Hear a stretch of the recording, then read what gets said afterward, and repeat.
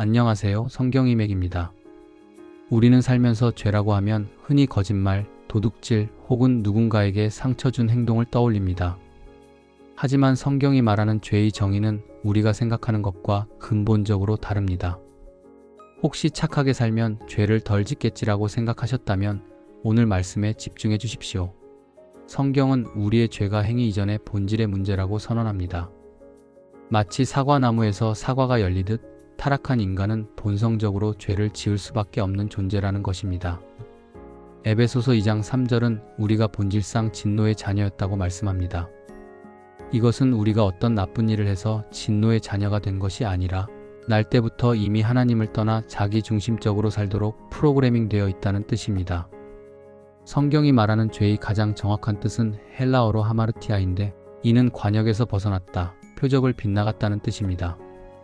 인간의 원래 표적, 즉 목표는 하나님을 기쁘게 하고 그분께 영광을 돌리는 것이었습니다. 하지만 우리는 하나님을 잊고 오직 내가 행복하기 위해, 내가 만족하기 위해 살아갑니다.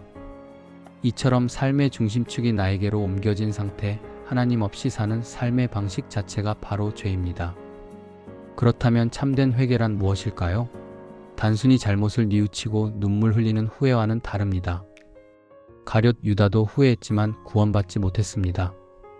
참된 회개는 헬라어로 메타노에오, 즉 마음의 방향을 완전히 바꾼다는 뜻입니다. 누가복음의 탕자를 생각해 봅시다. 그는 아버지께 돌아갈 때 앞으로는 열심히 일해서 아버지의 재산을 갚아야지라고 생각하지 않았습니다. 그는 자신이 아버지의 품을 떠나서는 주려 죽을 수밖에 없는 존재임을 인정하고 오직 아버지의 은혜와 용서가 있는 곳으로 발걸음을 옮겼습니다. 참된 회개는 나의 힘으로는 죄를 고칠 수 없음을 깨닫고 오직 예수 그리스도께로 방향을 돌리는 것입니다. 회개했다면 반드시 회개에 합당한 일을 해야 한다고 성경은 말합니다. 이 말은 죄를 갚기 위해 착한 일을 하라는 것이 아닙니다. 회개의 열매는 우리가 이제 이전의 나를 위한 삶에서 벗어나 하나님의 뜻과 영광을 갈망하는 새로운 삶의 태도를 가지게 되었다는 증거입니다. 죄에 대해 더 민감해지고 끊임없이 우리 안의 죄의 본성과 싸우려는 성화의 과정이 바로 참된 회개의 증거입니다. 가장 감사해야 할 진리는 우리 스스로는 이 참된 회개조차 할 수 없다는 것입니다. 디모데후서 2장 25절은 혹 하나님이 그들에게 회개함을 주사 진리를 알게 하실까 하며라고 말씀합니다. 회개는 우리의 노력 이전에 하나님께서 우리에게 베풀어 주시는 은혜의 선물입니다.